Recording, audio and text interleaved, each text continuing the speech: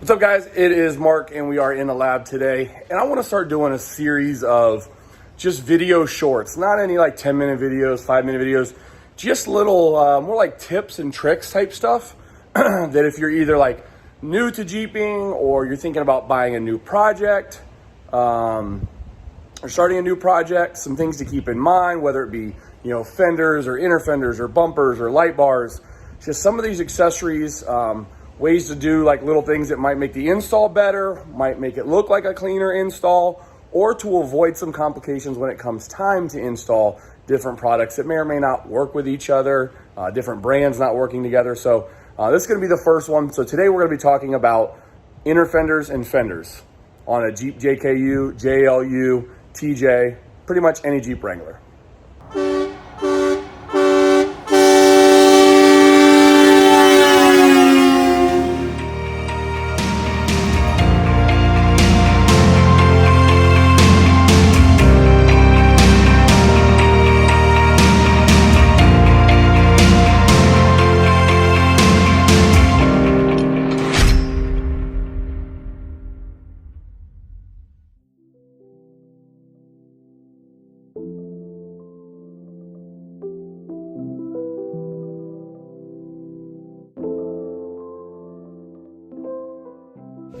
All right, guys, so first off, we have a Jeep JK in the shop today. So that's what I'm gonna use to visually show you what I'm talking about. But with Jeeps being so customizable, I usually kind of tell people they're like adult Legos, right? There's just everything for them. You can make them yours however you want to. People even fabricate their own stuff, which is awesome. But today we're gonna use the JK platform, and we're gonna talk about fenders and inner fenders. So this Jeep actually is going to be getting a set of Nemesis front inner fenders, which are great. I believe they're out of Utah. Love the way they look. He actually already has them on the rear, so we're doing them on the front. But we're also going to be putting in inner fenders. So those of you who are looking at purchasing fenders for your Jeep, especially the JKs, the JLs, the Gladiators, if you are going to be putting new fenders on your Jeep, you need to consider inner fenders, especially for the front. Now, the reason why we're talking about inner fenders is because, believe it or not, this inner fender actually attaches to the outside of your current factory fender. So we're going to be changing this guy out, and this one is not going to work with our aftermarket fender. So that's a big thing to think about is, yes, you can run without an inner fender, but it exposes the engine bay to debris, to rain, to fluids, to water, whatever it may be. So we'd like to protect that area, and that's why they give you an inner fender. Now, if you're changing to an aftermarket one, that inner fender from the factory isn't going to line up. It's not going to fit, especially if you're going to a more narrow fender. It's not going to work together, all right? So yes, you can cut it, you can trim it. I've seen some people do that. Is that ideal? Probably not, but yes, it'll work. So what we're gonna actually do is we're gonna use a company called Ace. Now, this isn't a plug for Ace at all.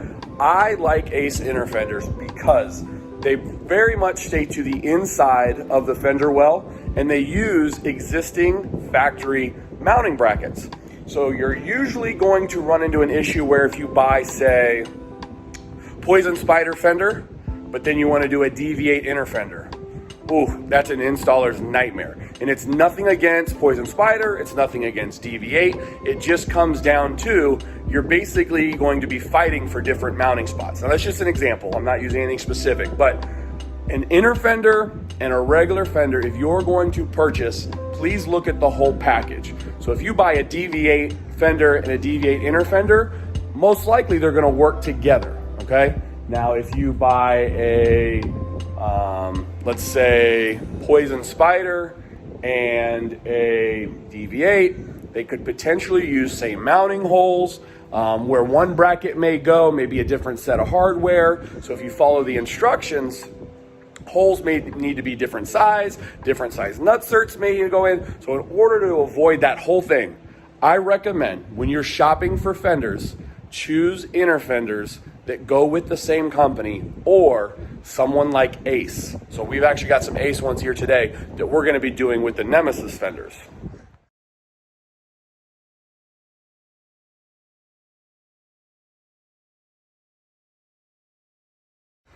So those are the Ace fenders. I like them because they're simple for the install. I mean, anybody can do these. I don't even know why I install them because they're so easy. But again, I'm doing other stuff with it as well. They use all the factory mounting holes where the factory fenders come off, so they don't really get in the way of anything. They're plain, they're simple, there's no logos in them. They've got the holes here to, you know, reduce some of the heat in the engine bay. They've got a good powder coating on them. So it's hard to compete with the Ace. I know there's many other companies out there. I'm just saying this is a very common one that we use here in the shop. But that is something to think about, guys, when you are doing fenders and inner fenders on your Jeep Wranglers. Now let's talk about the rear, because the rear is a little bit different.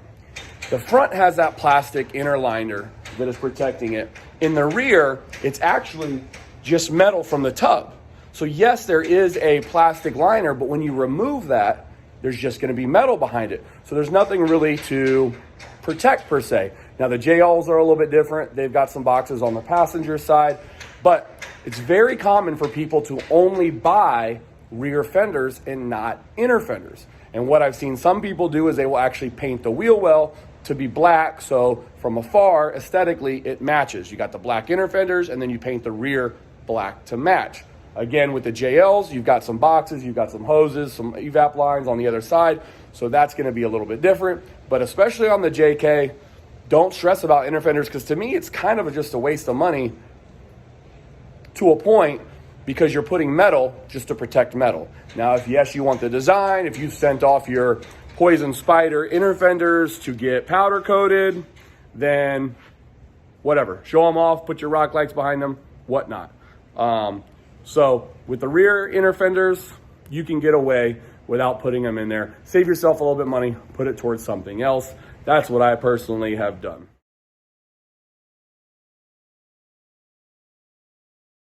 All right, so that's the basic gist, the little tip and trick about buying fenders, buying inner fenders, making sure they're matching, make sure they work together. If you're doing your home install, that's gonna save you a lot of headache. Also, it's probably gonna save you labor hours when you go to a shop and pay someone, because it's gonna take them longer to either fabricate a little something to make them work together, or again, they're gonna have to figure it out as well.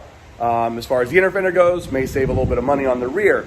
Now, if you're one of those people who love lights, you want to do colored lights for shows, you want to do white lights for function when you're on the trail in case you break something, my recommendation is, if you're going to do lights when you install your inner fenders and your fenders.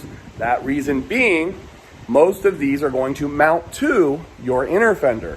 So if you take it to a shop, you have everybody install it, boom, it looks great. You come back the next week, hey, I want to add rock lights. Guess what?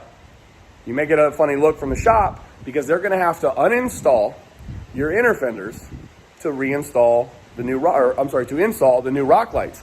Now, if you're using something like an Ace inner fender, where it's a couple simple bolts and hardware, not too bad.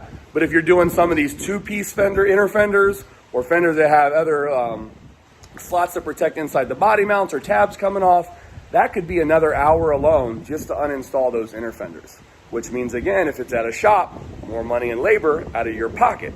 So if you're doing inner fenders, you're doing fenders, you want to do rock lights, I recommend doing them all at the same time. All right, so again, we haven't touched this Jeep. This was already done when we got here. You saw the rock lights, how they currently have them. We're gonna fix that when we do the new install on the new fenders. This guy already actually has a turn signal added here. So especially on the JL, guys, if you are doing fenders and you're doing inner fenders, these Jeeps don't like you messing with the lights, okay? So the Taser Mini, the Taser Light, there's a couple different variations of it. Super Chips has a couple different things. These different programmers that allow you to go into the Jeep and tell it that you now have LED lights versus incandescent, whichever it may be, is something you're gonna need to think about when purchasing the JL. JKs are a little bit more forgiving. Sometimes you can just put a resistor in there to keep from getting the hyper flash. But for you guys doing fenders and inner fenders and thinking about changing over, most of these aftermarket inner fenders, regular fenders have LEDs in them.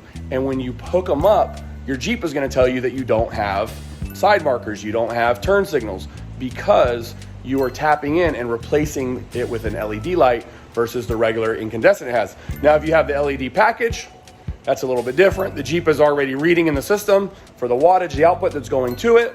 So you may be able to get away with it on that, but just something else to keep in mind. All right, guys, so that's our video short for today. Again, just talking about fenders, inner fenders, and the lights associated with them. Hope that helps. Hope that saves someone a little bit of headache. If you've got any comments, questions, post them below. I'll do my best to answer them. Don't forget, as usual, like and subscribe. And if you've got anything you want us to make a short video about, please let us know. Put it in the bottom. Thanks again, guys.